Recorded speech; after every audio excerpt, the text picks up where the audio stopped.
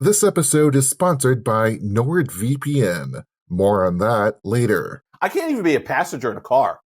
If I'm not driving the car, I'm one of those people that would be more comfortable flying the plane. I can't speak for the other 300 people behind me, but I would be more comfortable flying the plane than I am sitting in the plane. Yeah, I don't know if I would be more comfortable with you flying the plane, but listen, 4 hours in Microsoft Flight Simulator. What more do you want?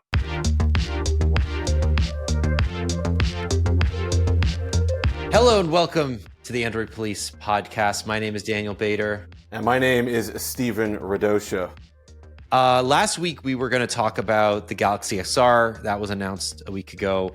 We didn't get to it. I don't want to linger too much on it because, frankly, it's been underwhelming, I would say. Or at least it's been received in a half-hearted way that I sort of expected, but I also didn't, given that it's the first device running a brand new Google operating system. But yeah, I'd love to know your thoughts on it. You tried it. You got to go to New York and try it. Samsung and Google co-launched this product. Some people are saying it's a Google product just made by Samsung. Some people are saying it's a Samsung product that, you know, they've changed the software to make it feel more One UI-y. But at the end of the day, it's definitely a collaboration. Yeah. So what are your first thoughts on the Galaxy SR, on Android XR? Its price, its, you know, possibilities. Give us your full hot take on it. Yeah, I know, and I think Samsung kind of acknowledged that too.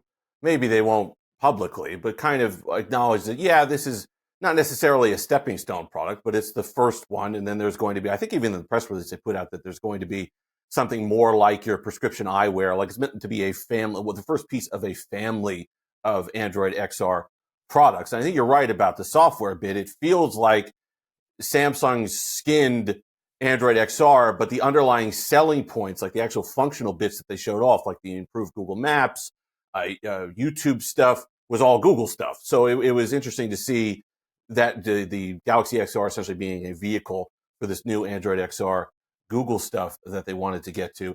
And I like the price is strong. I like the fact that we've only had one product like it coming in at $3,500 at the Apple Vision Pro. So I do like the fact that it is a nice piece of hardware. It is well balanced, even at 545 grams, whatever it is, it's comfortable enough. You're still wearing something on your head. And that's what it comes down to. $1,800 fine. Productivity stuff, I don't buy. No one's going to sit in an office for 4 or 5 hours and wear this thing on their head. It's just not going to happen. But for entertainment, I do like it. They provide 2025 NBA, 2026 NBA League Pass subscription if you ordered early. I like some of that stuff. And if you could get it for around $1,400, $1,500, you could bring that price down, then it makes more sense.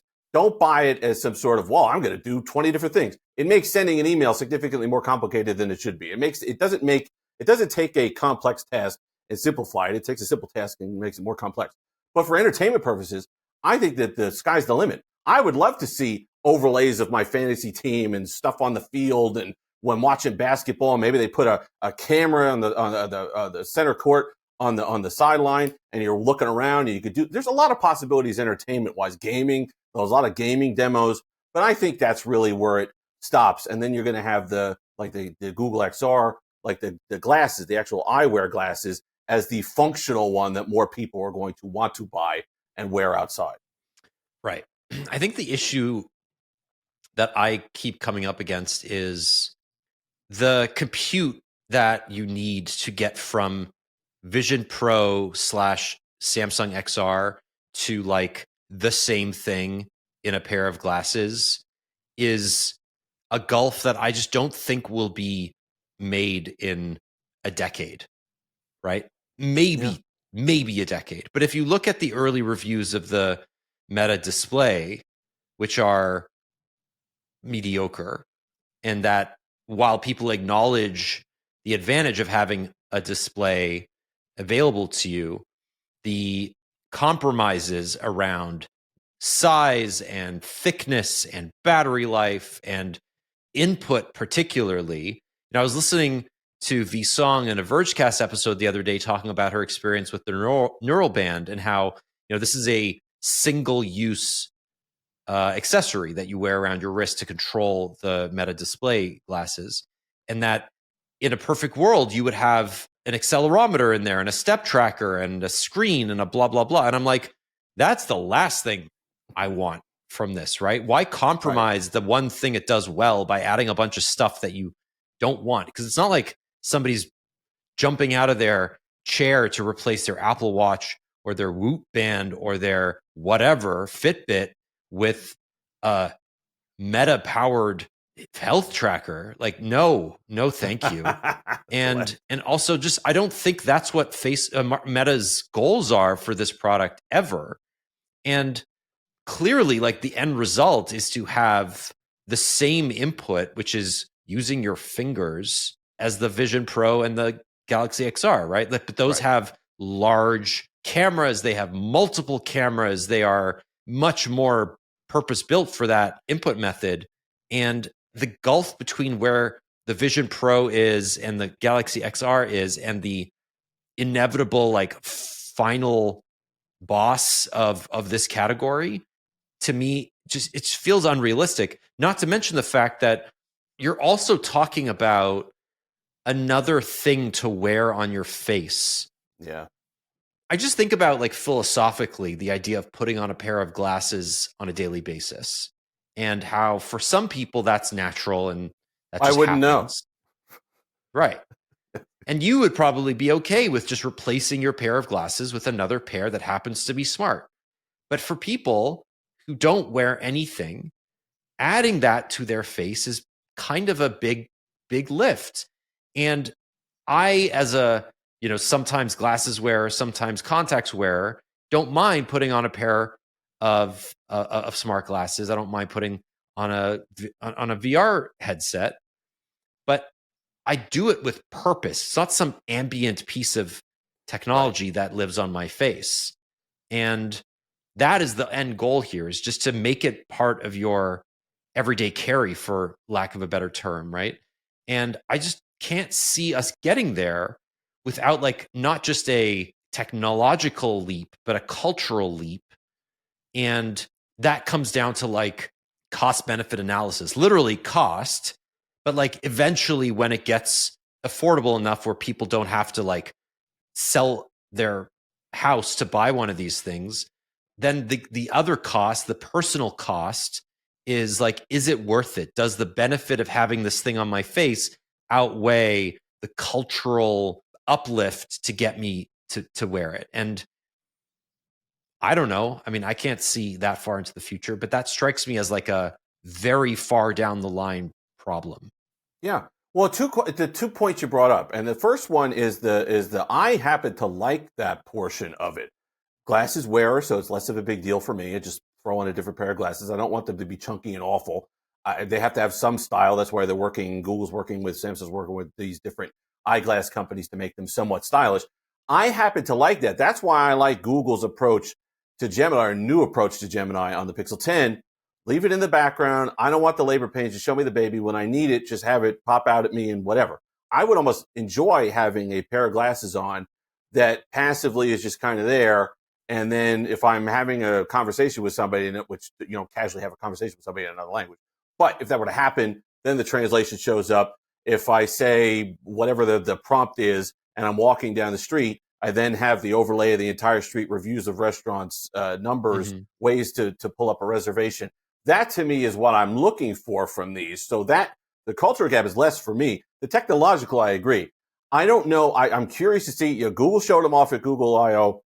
I'm really curious to see, those glasses that were doing the translation live and remembering things that the person was seeing backstage, and the coffee shop that they got coffee at. Nishta, you promised me I could get my own pair of Android XR glasses if I helped out back here. So what do you say? Of course. Let's get coffee after this and I'll bring you those glasses. Awesome. We'll see you then. Good luck. Thank you. I'm curious to see what a realistic battery life is for something like that when you're putting 1 or 2 batteries just in the frame of glasses. I don't know. I'm really curious to see what Google's gotten to already next year or whenever the product comes out, and then how it improves from there. But I think battery life is definitely, technologically, is going to be, is the challenge, I think, to me, like you said, bringing all that down. And we're going to have to really compromise. That's why it's also exciting. Different companies are going to have different takes. What are the features that stay in from something like a Galaxy XR? What are the features that come out? What parts of Android XR do we lean into? I think that'll make some really different products, which is always fun to go into. But I do believe that, to me, is the end. That, to me, is what I'm looking forward to. I won't have as big of a problem with it because I've always, like, as soon as I can have a computer on my wrist, I could.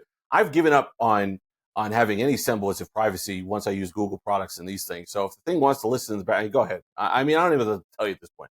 I don't like it. I hope there's some sort of granular control over privacy. But if it's just going to be listening and watching to what I do all day, my phone probably does that anyway, or does do that. And so I don't know about that. But I do like the idea of just having it ambient in the background.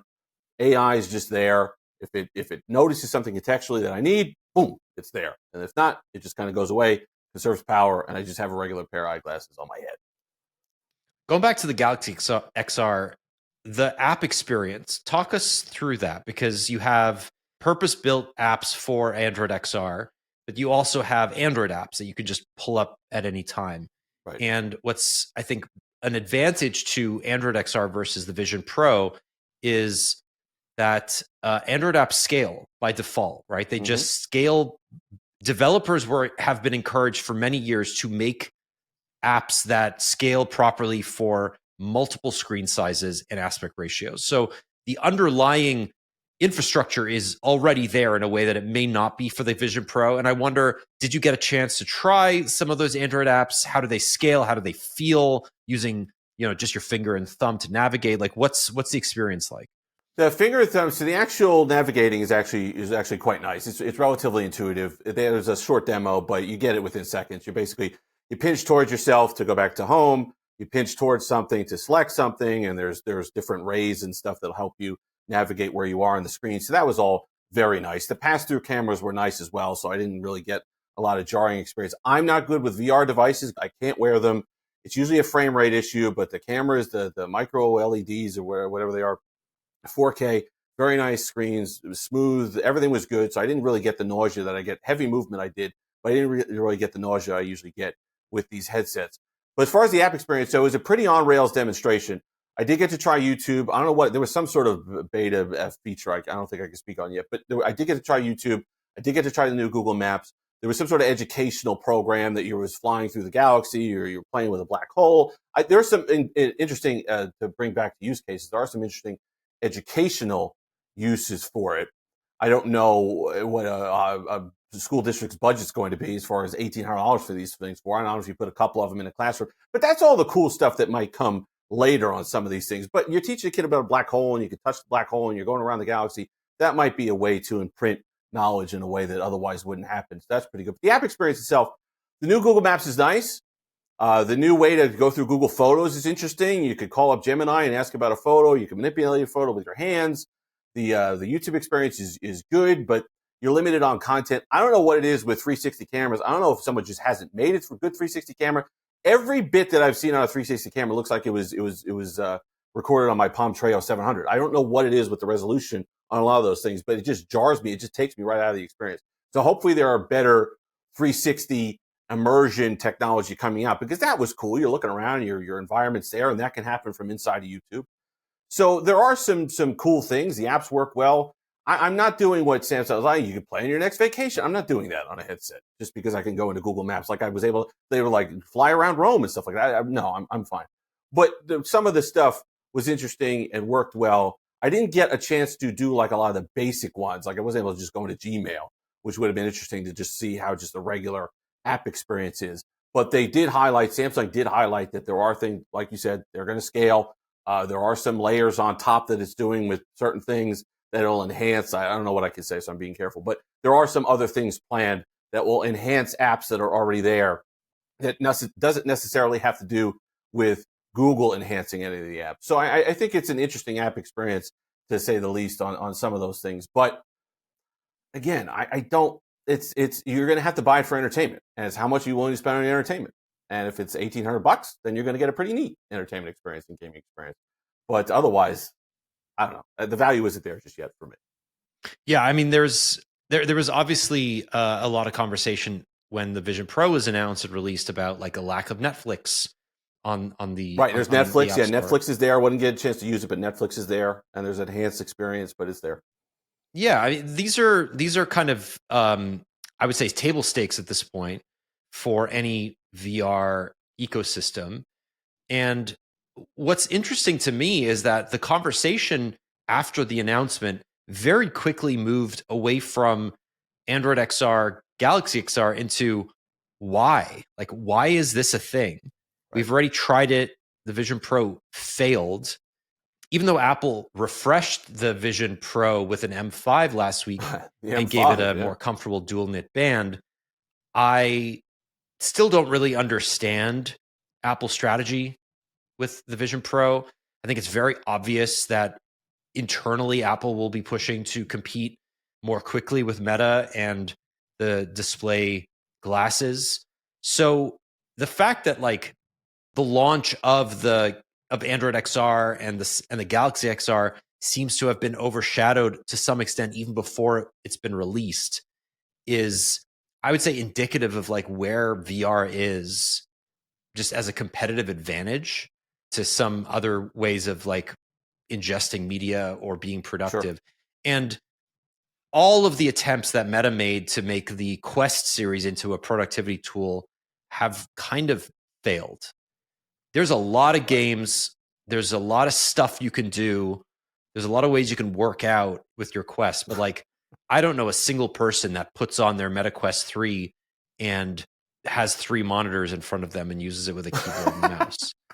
It doesn't sound like it's a great experience. And it's probably a better experience on the Vision Pro. It's probably a better experience on Galaxy XR, but it's not, I would say, a viable replacement for having a monitor in front of you. Absolutely. And I think, yeah, that's the thing to me is you're not going to replace, you're not going to use that device to enhance or do something that's unpleasant, because you're not putting this thing on your head and wearing it on your head to do work. You're just not. I'm sorry. No one's going to want to do that for any extended period of time or work out. Some people find working out enjoyable, but you're making it less enjoyable by putting this thing on your head. You have to be doing something that you feel it enhances the experience. And to me, that's limited to sports, movies, gaming, stuff like that, where you're already sitting down. There's a built-in timer. You're only going to be doing it for an hour or two. You're watching a game, maybe it's 3 hours, but you have that kind of timer built in that you're getting more out of the experience that makes it worth having this thing on your head for that amount of time. And I'm really excited about the sports benefit of it. I really think that's cool. You can have, if you're a fantasy team down below, multiple screens up top, NBA League Pass, you can have 6 or 7 teams up there at once. Like, that stuff is cool to me. That enhances the experience. So it's worth the traction of having the headset on. But work, productivity, working out, I don't see it.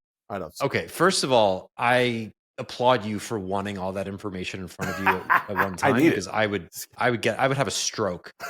And second of all, like, where are you doing this? Because you're certainly not sitting on the couch next to your wife watching game on television while you have the headset on. Well, we can have the same. Well, she wouldn't be watching the game next to me anyway. But that's true. I would be in my office at night or something like that, or on the couch. Maybe you both share. There could be the television with the main game on. She could be watching that. You're right. It's not a family activity. Exactly. That's the other thing about VR is that it's an inherently lonely experience, right? Multiplayer is a thing, obviously, but you're not unlikely, at least, to be playing a game or experiencing a movie or a piece of entertainment with somebody in the same room with another VR headset on. And that is the inherent disadvantage of this. Whereas you can engage the cameras, and there's augmented reality and mixed reality, and you can do stuff with those cameras, but there's still a freaking thing in front of your eyes keeping you from the world. I just think that this seems like a new product category, but it also feels like an end of the road at the same time. Right. And I just find that fascinating. I find it really fascinating that, like, we as a society have already decided that VR is done. And here's Google launching a VR. Well, it's more like Samsung launching a VR product, because Android XR is not a VR operating system, right? No.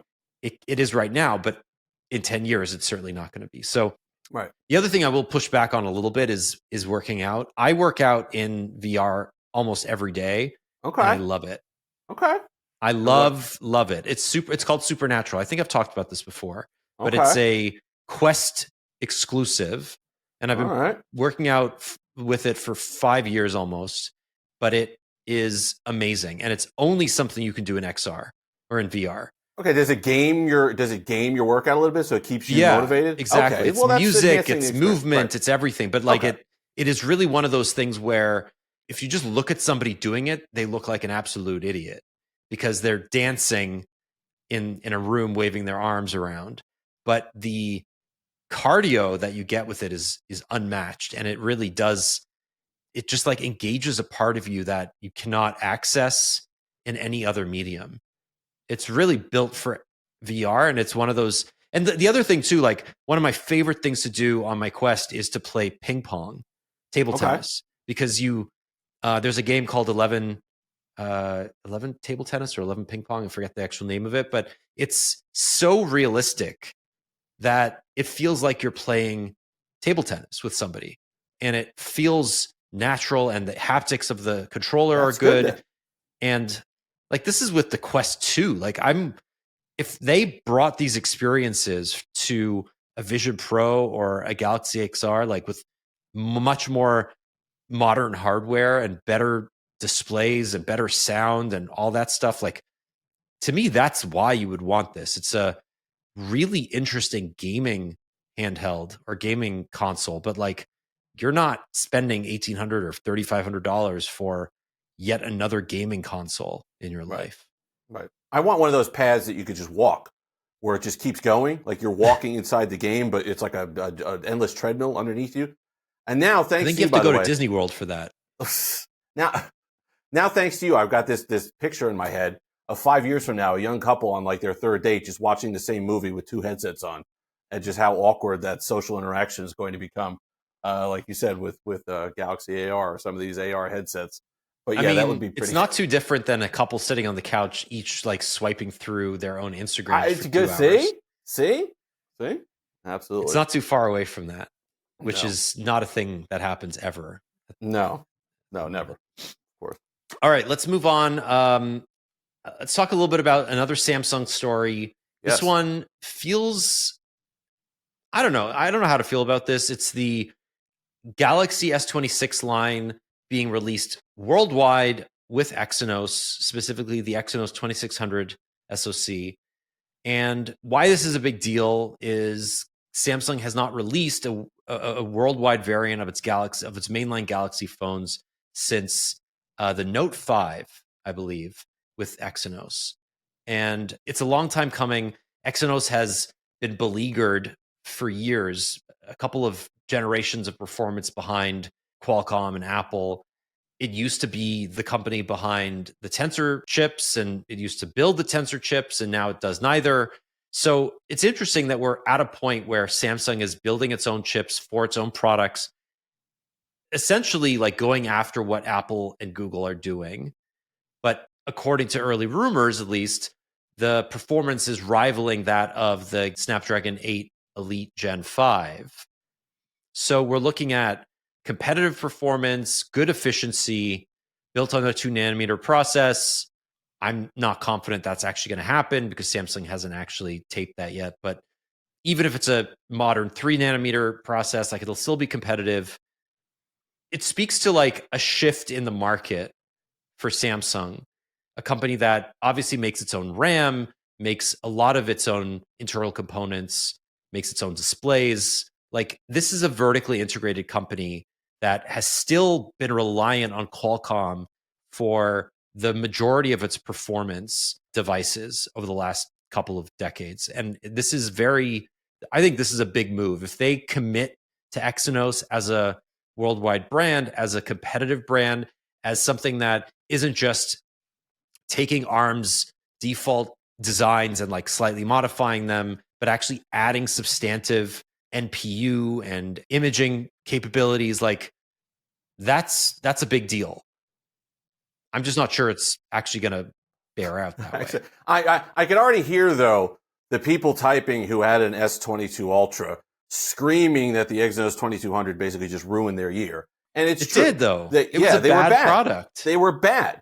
So, but what I will say to people and caution people who have just been reflexively annoyed by Exynos ever since, the chipsets have gotten better. Now, these are the mid-range processors chipsets, but the Exynos 1480 was a very good one. The 1580 and the A56 is very good. It's got good power efficiency. It doesn't have heating problems. There's a lot of things to like that have been going on with Exynos. The 2500 and the Z Flip 7 is pretty good. The 2400E and the S24 FE was power efficient, was smooth. A lot of good performance has been happening, and with power efficiency and good battery life the last few years with Exynos. And you have to remember the other thing too. It's going to save Samsung money. The Snapdragon 8 Elite Gen 5 is what, $280, I think, or Qualcomm might be charging between $240, $280, I saw. You'd hope that there's some cost efficiencies there for Samsung. There would be. They're doing business incorrectly if there aren't. And now I'm not naive enough to think that that's going to pass on to a cheaper product. But if it means that Samsung frees up a little revenue to improve other areas of the product, which again might be naive as well, instead of just pocketing the entire difference, I'm all for that as well. But from a business perspective, it makes sense for Samsung to do it. And like you said, the vertical integration. It's about time that Samsung differentiate itself in some way in the marketplace and take a chance like this. And I think if the performance leaks are true, then the Exynos 2600 is the perfect opportunity to do that and prove that, yes, we can provide the performance and the power efficiency and good thermals in a product and ship it worldwide and have success with it. I think it's time for Samsung to take that leap if the rumors are true about this chipset. Yeah, I think what's really interesting is that the last time Samsung went global with an Exynos chip, it was because the available Qualcomm product was a disaster. So this was 2015. It was the Snapdragon 810 debacle. If you don't remember, this was when Qualcomm had to release a 64-bit chip because Apple had done the same thing. They had to rush it out. It was basically an unmodified version of what ARM had released in prototype earlier that year. It was a nightmare. It overheated. LG went with the Snapdragon 808, which was a hexa-core chip, which benchmarked worse, but was much cooler.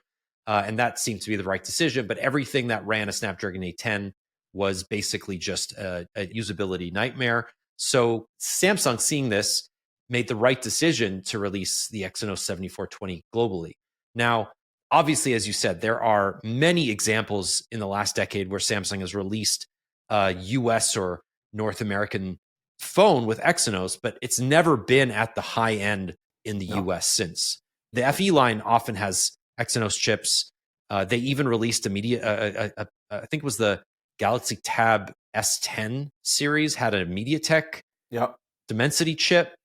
But Exynos has just kind of been an also-ran, an afterthought for a long time.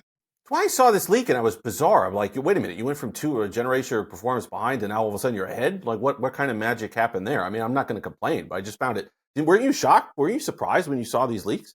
There are two things to say about this. One is that it's obviously like a reference design. It may be completely uncapped. You're seeing a Geekbench score. You're not really worried about thermals. Like it may not actually perform at this level, right? We saw the same thing with the latest Snapdragon 8 Elite Gen 5 reference design, which is a massive chassis, lots of thermal legroom versus early like production leaks from the OnePlus 15 or something. And it's not a market difference, but it's like a 10% difference. I would estimate the same thing will happen there with the Exynos 2600. I think we're in a good place where Samsung can take ARM's Cortex X4 Ultra cores and its performance cores and its efficiency cores, and it doesn't really have to modify them too much to make a great performing chip. And the sacrifices just aren't inherent in that anymore. Now, I also think cost is a consideration, as you said. Ever since the Orion takeover of Snapdragon's flagship designs, those SoCs are just expensive, right? And Samsung is obviously aware of that. It eats into their margins. They're seeing NVIDIA just making money hand over fist. They want a piece of that. They need to increase their margins on hardware. Exynos, being a homegrown product, makes a ton of sense. But at the same time, I think Samsung kind of understands that if Google can get away with the Tensor G5, it can get away with an Exynos, right? Mhm. The main reason in the past that Exynos did not get put into North American units wasn't necessarily performance. Samsung could have gotten away with that. It was for 5G compatibility, right? Right. Qualcomm just it has the patents, it has the relationships. It's just easier for Samsung to put the latest Snapdragon on its North American SKUs because the basebands in those Qualcomm chips are leagues ahead of anything Samsung has ever done. But I think we're like 6 years into 5G now. Like, Yeah. we're mature. Apple released an iPhone Air with no millimeter wave support. If you were going to release a phone in North America on Verizon, you could probably get away with not offering millimeter wave. Sure. And Verizon will be like, yeah, you're right. Like, nobody needs that shit. So I don't know. I mean, I'm just saying it would not surprise me if it wasn't so much performance related as it was baseband related on the US side. And then they're like, okay, we've released Exynos in Europe for years. All we needed was to get approval from the carriers on the US side, and we're good to go. And it seems like performance, 5G compatibility, it's all there this year. Right. Plus all the other cost considerations. Like it adds up. It does make sense if you think about it. Yeah, and I'm just going to have fun watching the gymnastics of Samsung fans now having to walk back that, well, we don't buy Google because we want the most powerful this and all the rest of it. Now they're going to have to walk that back. But Samsung is going to make an important calculation. I think the right one. You don't need a lot of this stuff all the time.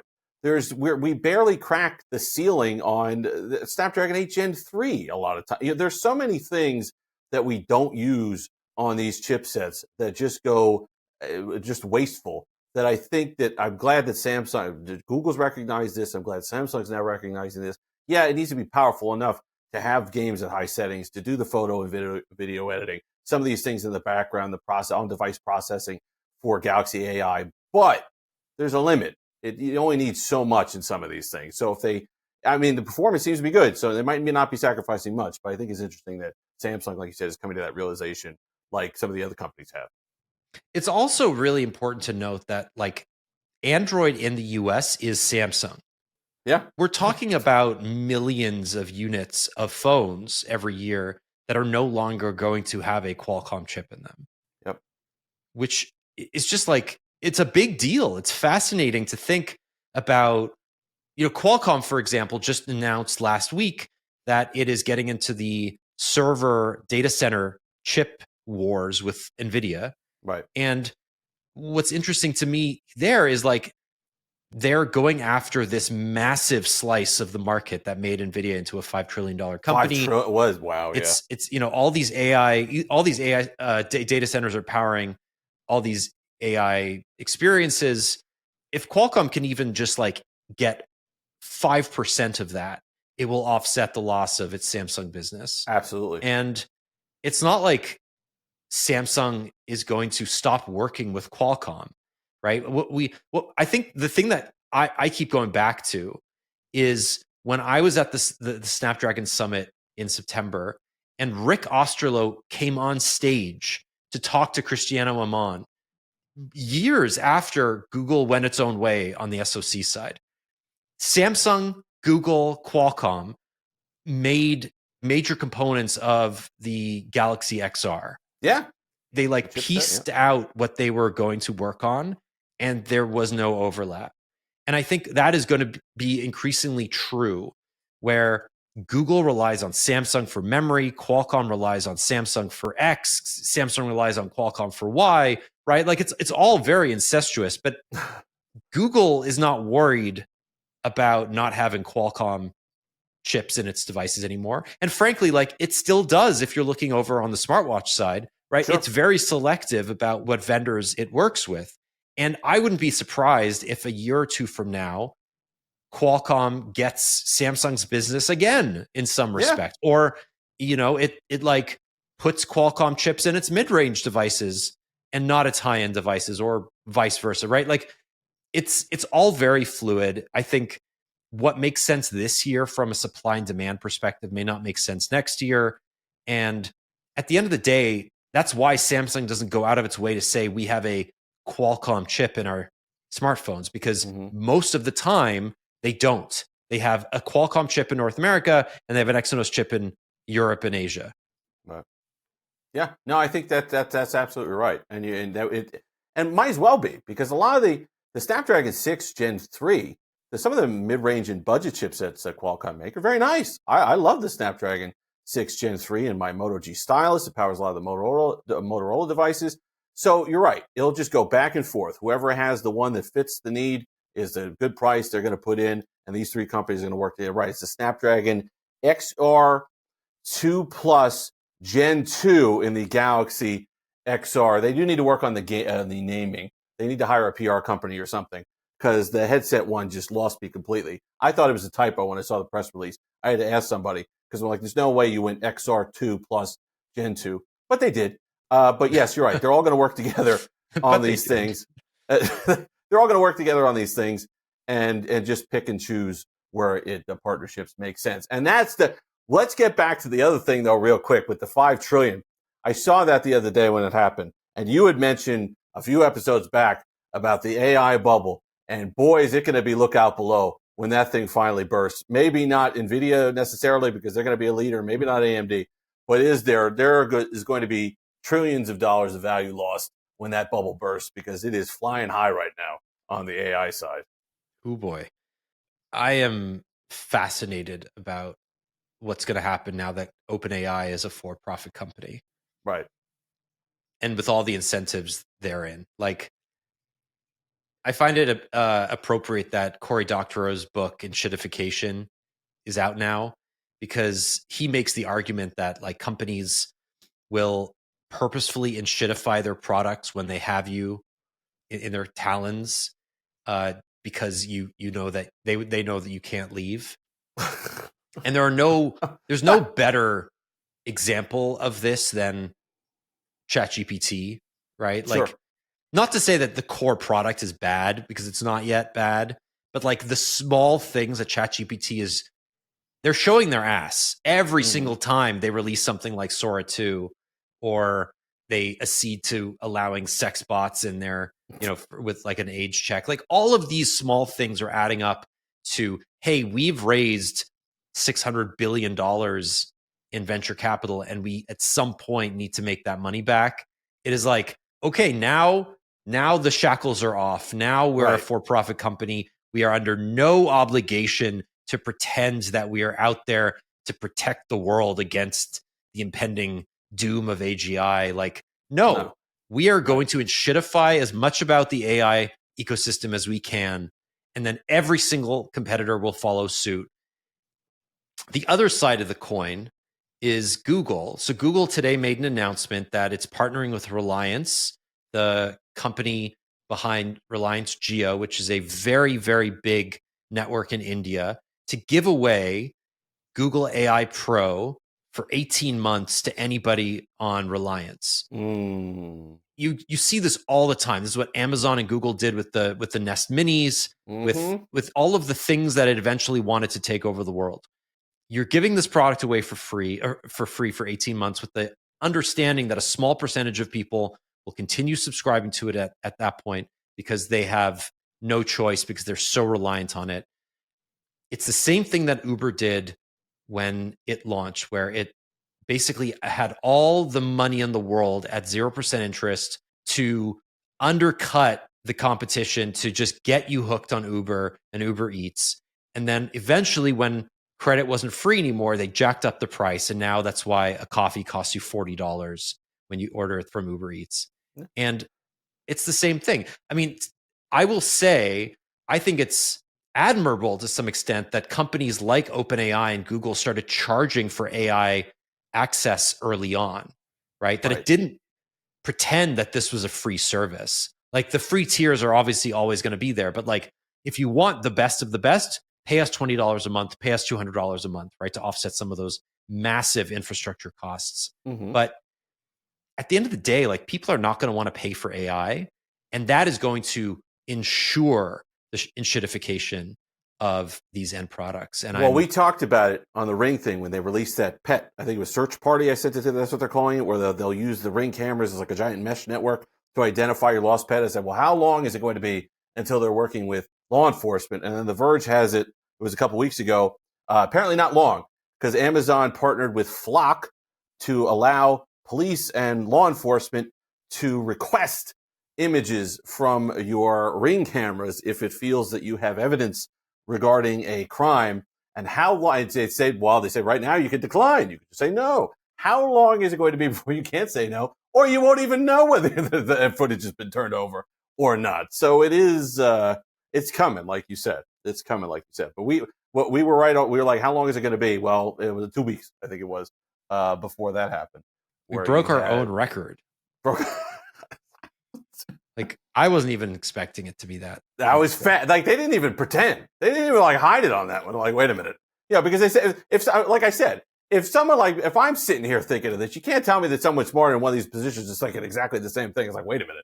We can have access to all these cameras. It's like one big giant CCTV network across the entire country, and we're not going to have access to that? I don't think so.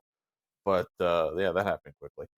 All in the name of saving the pets. They pull on your heartstrings. You install your Ring cameras, and then they come right in with the rest of it. There was an interesting quote from Ring's founder and new CEO, because he came back as CEO, Jamie Siminoff, and he said something like, I can't remember the exact quote, but to paraphrase it, he's like, within a year, neighborhood crime will be gone.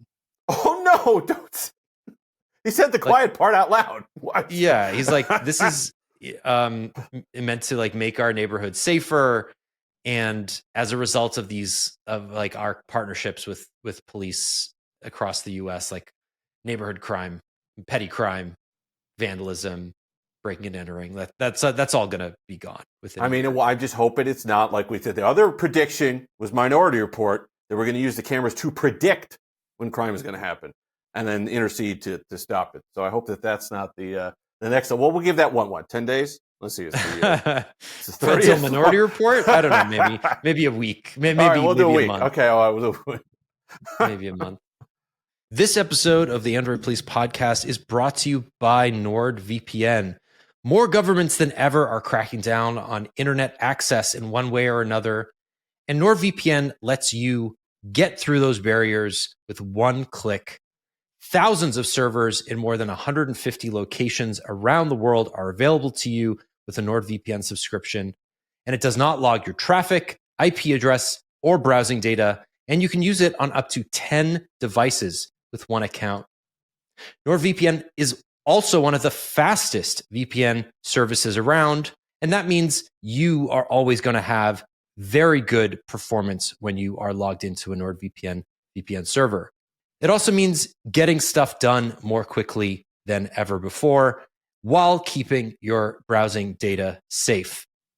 Right now, you can get 74% off NordVPN's most popular 2-year plans and 4 months free with their Black Friday special. That's 74% off a 2-year plan and 4 months for free by going to nordvpn.com/androidpolice to learn more. And click on the link in the show notes if you want that as well. That's nordvpn.com/androidpolice. And we thank NordVPN for sponsoring this podcast. Let's talk very quickly about a gadget that I'm personally very interested in. Ooh. That was announced this week. It was the Oppo Find X9 Yes. Pro. So this is a phone that was released in China. It's going to get a global release shortly. It's a similar device to the X8 Pro, very similar in looks to the OnePlus 15, but it's also just got like camera chops for days. It's got a 50 megapixel main camera sensor. It's not a 1-inch sensor, but like close. It's got a 50 megapixel ultra wide sensor and a 200 megapixel telephoto with a 6x optical zoom. It also has a 225 millimeter zoom attachment lens that you can get, which is bananas. Like, I encourage you to look this up. You attach it to a phone case and it gives you like proper telephoto. It's a lot. And I don't love ColorOS. I think ColorOS is actually quite quite bad. But Oppo's cameras are awesome. Like, I've loved Oppo's cameras for a very long time. I think that they put out some excellent photos. They have the Hasselblad partnership that OnePlus gave up this year. Obviously BBK owns both OnePlus and Oppo, Yeah, I was about to but say, they run as separate divisions. All that being said, like, this looks like a banger of a phone.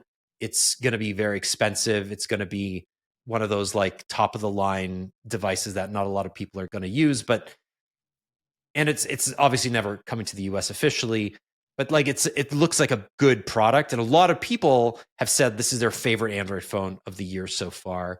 And looks nice. I don't know. I think that's probably true. I haven't tried it myself, but I hope to at some point soon.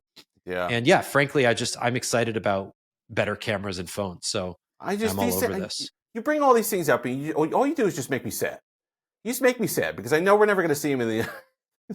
We're never going to get close. We'll hit close to a 1-inch sensor. I'd settle for close to a 1-inch sensor. We'll hit that sometime next decade.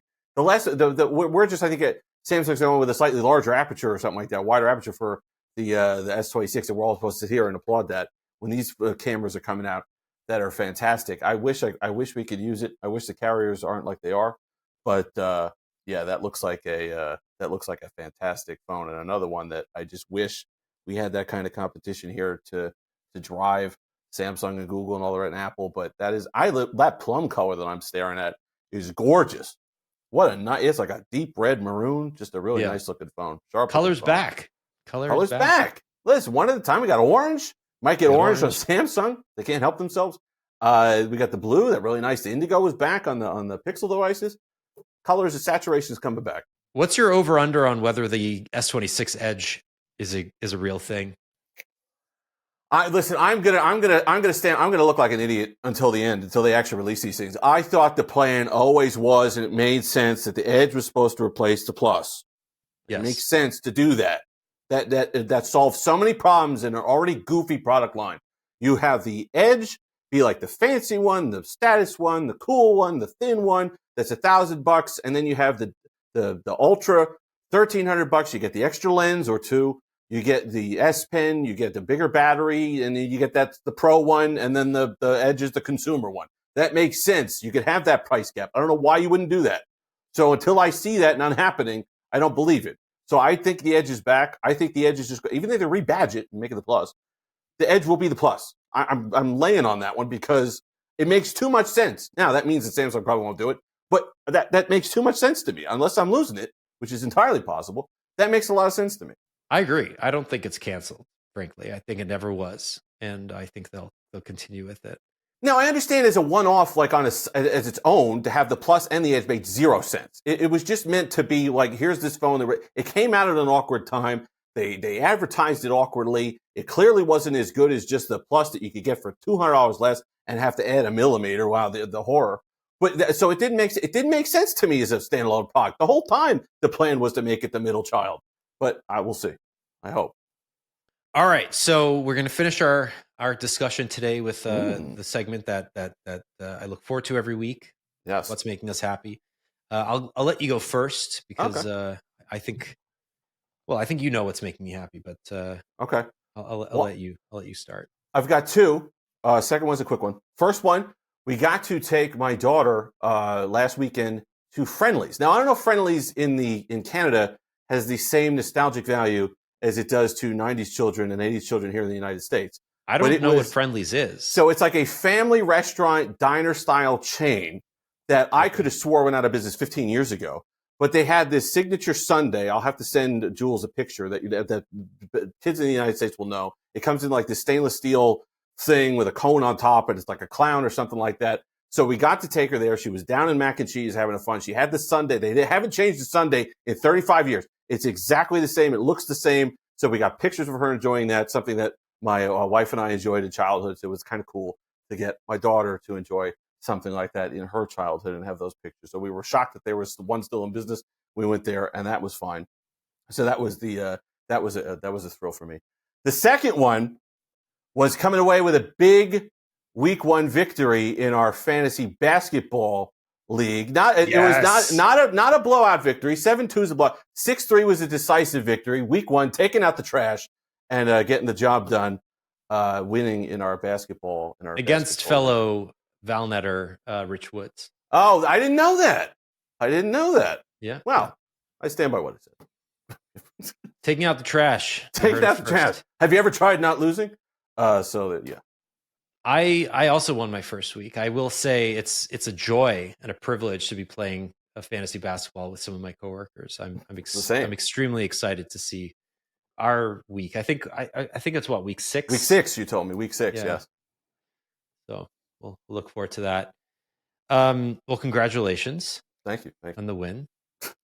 And you, sir, I am excited because it is now seeming more likely than not that the Blue Jays will be World Series champions in a few days. This was not the end result that I thought, and I think most Torontonians and Canadians did not think this would happen. Now, anything is possible. Like, let's be clear here. The Dodgers are excellent. We don't have Jeff Springer. Like, it's a thing. We're not out of the woods, but playing at home with a 3-2 lead, like 2 games at home, like even if we lose the next game, like, I don't know, there's something to it. The Rogers Center, it's a good atmosphere.